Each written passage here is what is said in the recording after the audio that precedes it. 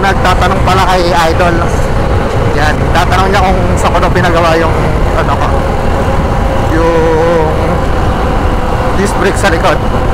Pinaka-convert ko to sa may ano, sa may vent up.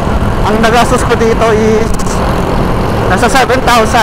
Yung pinakamura, kasi yung pinakamahal nasa 30. Tapos sumunod 15.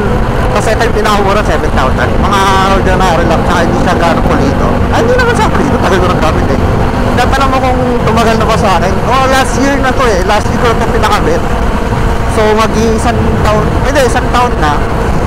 Isang taon na siya, buhay pa rin naman. Hindi pa naman siya nasisira. 5 minutes later. Gogo. Nangyari. Naroon ako ng preno sa likod.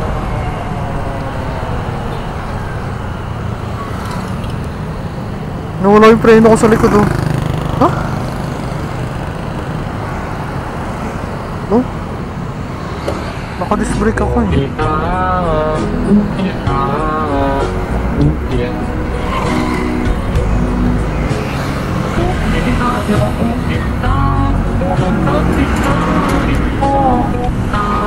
Hihirit ka ba?